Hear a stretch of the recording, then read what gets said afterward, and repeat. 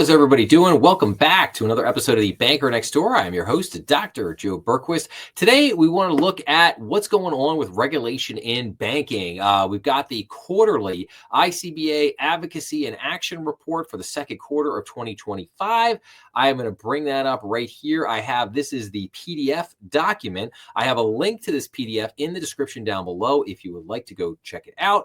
But again, this has been awesome for this first quarter. Since the Trump administration has taken over, it has been one win after the next. And again, what I have always espoused on this channel is that I am not anti-regulation. I love the regulation. I like the fact that we have regulation. I like the fact that we have regulators. Okay. However, when you have over-regulation is a bad thing. And we've had a lot of over-regulation. In the last, 20 years, the pendulum politically goes back and forth between Democrats and Republicans. Republicans get accused a lot of times of being too lax on regulation and cutting too much to benefit the banks. And at the same time, Democrats they take it too far. They always go way over the top, and they get, way out of control.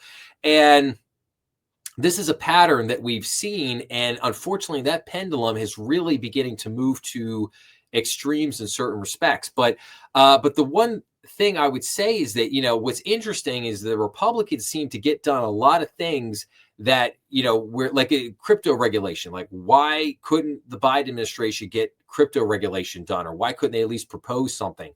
They just sat there for years, and basically it was, let's just sick the SEC and all these other people on these crypto companies, which was, probably not the right approach in that regard. Now we're getting some stablecoin regulation going that we're going to see here in a minute. But a lot of the things that were just over the top are just getting pushed back. So it's not a deregulation agenda. It's just going back to normalcy, and it's about focusing on smart regulation, a regulation that makes sense. And that's what we're seeing right now. So let's take a look here at, first, we're going to go to the right-hand side here, this column, real results for your bank. So Congress repeals the overdraft rule. So both chambers of Congress have passed a resolution to overturn the CFPB rule on overdraft. The president is expected to sign the resolution into law. Repeal of the overdraft rule has been an ICBA priority. The CFPB rule would have capped fees at banks and credit unions with more than $10 billion in assets, thereby harming customers and businesses that rely on overdraft. Yes, I believe this is so. This is kind of a double-edged sword, because banks charge a lot of money on overdraft fees. An overdraft fee could be, $35, and a lot of consumers don't like that, aren't happy with that. I understand that. But I also go back to the fact that, like, the penalty, if there's a psychological component to this, the penalty has to be large enough that people will, again, if you make the penalty $2, then people are just gonna be like, yeah, whatever. I'll bounce a check, whatever. I'll return deposit item. Who cares? The point is to make the penalty severe enough that, basically, it causes people to think twice about doing that. And then they stay on their best behavior, so to speak. What I have advocated for is this practice of, which again, some of the bigger banks do, where you keep getting hit multiple times for the same overdraft if a customer is not able to cure it, thus driving up the amount of the overdraft fees, which is not cool. So that needs to be stopped and put to bed. So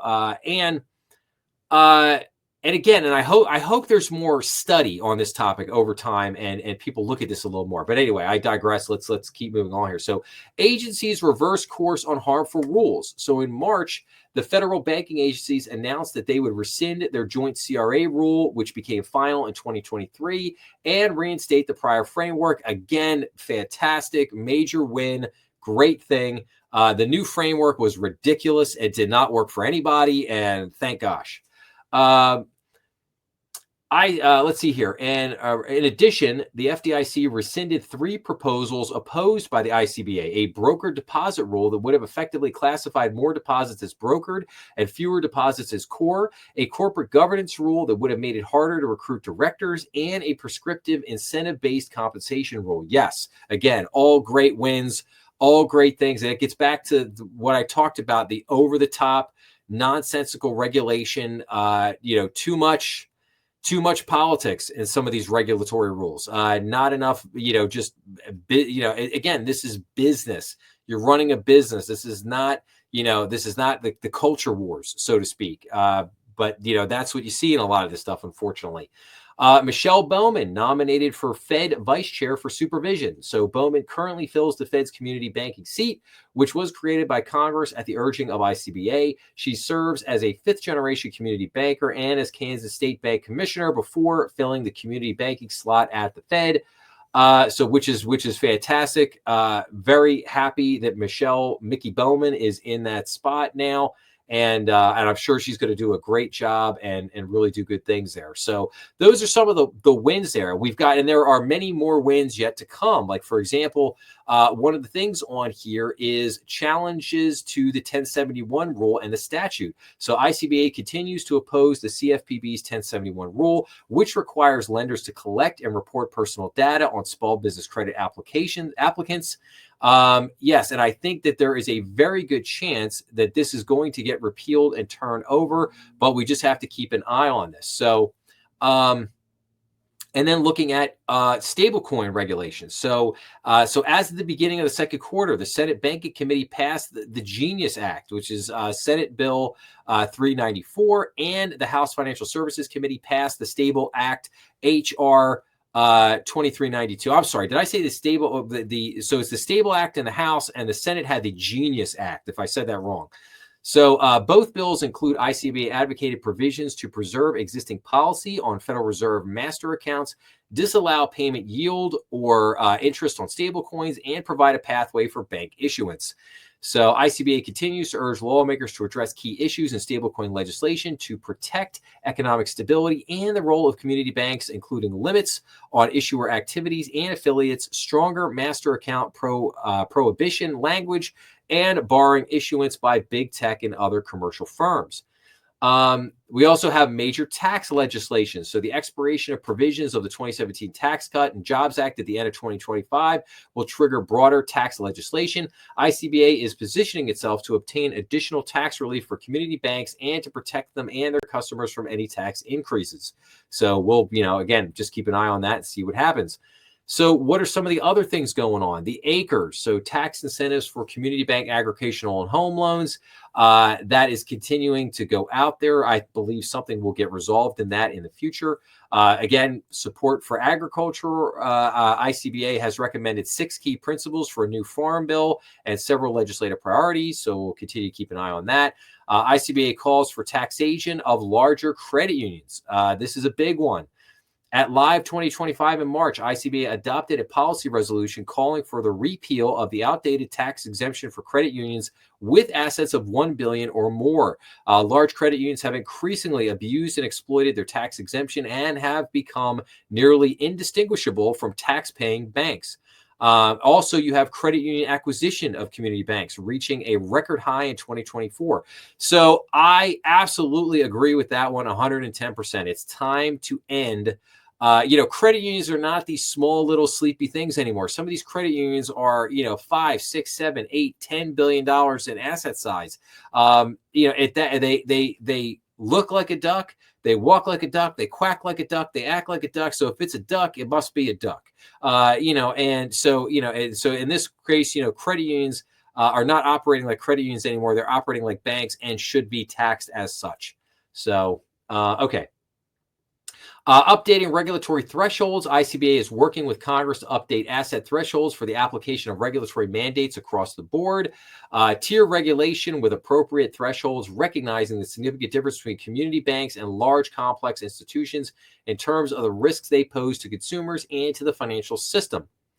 ICBA Check Fraud Task Force. The task force, composed of more than 40 community banks and state bankers associations, was created to explore solutions to prevent, detect, and mitigate check fraud. So they continue to work on that.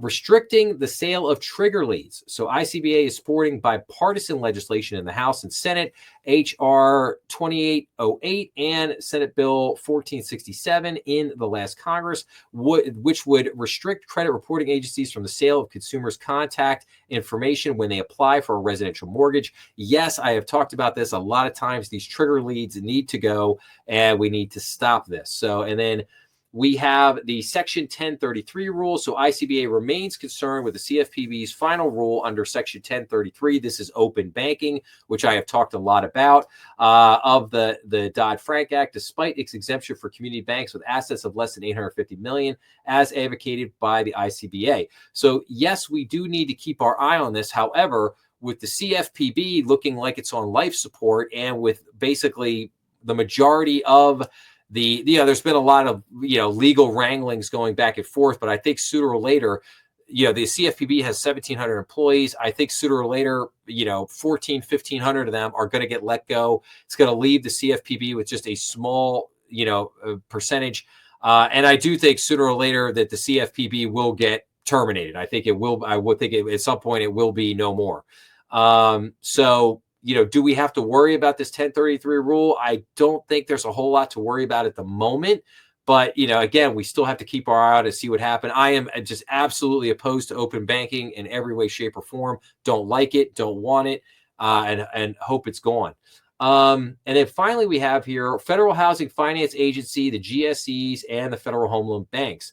So ICBA sent newly confirmed FHFA Director Bill Pulte a letter outlining ICBA's priorities regarding the GSEs and the Federal Home Loan Banks. That letter made the following recommendations. The FHFA, along with the Treasury, should move to release the GSEs from conservatorship, meaning Fannie Mae and Freddie Mac. And yes, I've done episodes on that.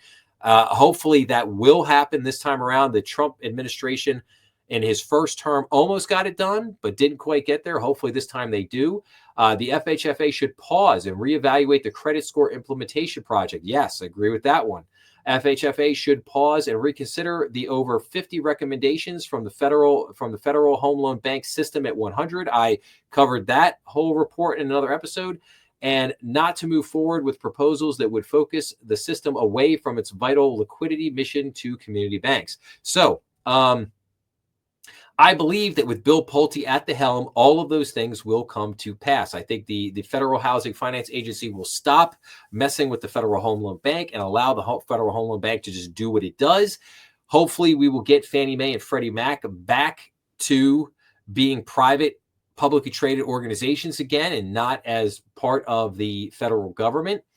But also other big wins, beneficial ownership information getting destroyed. That wasn't mentioned in here, but that was another huge win. I hated beneficial ownership information, dramatically against it. Did not like the database that was going to be built, and just another thing that over the top intrusion by our federal government, just not needed in any way, shape, or form. So very, very happy to have that major win, to see that go.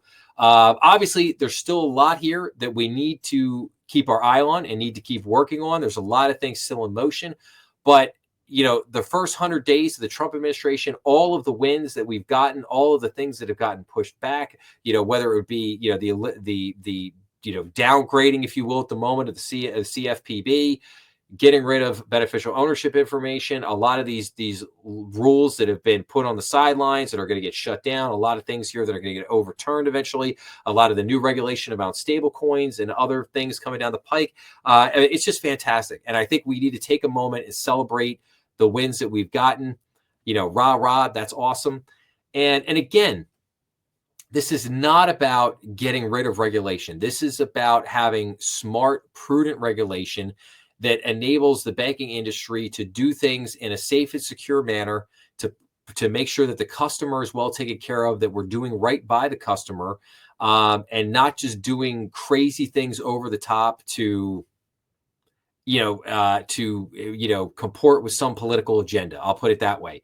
But again, love covering this. I love the fact, thank you to the ICBA for doing this advocacy in action every quarter and putting this out there. It's a great little PDF that you can look at and get everything in a snapshot. What's going on? What's happening? What are the hot button issues? And what do we need to do? And what are the key things to focus on moving forward? So, but just absolutely loving it right now. A lot of great things happening, a lot of great things to come here over the next year. I'm really hopeful. I think a lot of great things are going to happen. And the other thing, merger and acquisitions. I'm remiss. I did not mention that. Again, we're seeing the timelines for merger and acquisitions, coming back to normal, going back to where they should be, a 12 to 18 month timeline to get a deal done. Deals not getting held up needlessly on just some nonsense. And just in the last few days, just in the last week, you all of a sudden you started to see some M&A activity. You started to see some things pick up.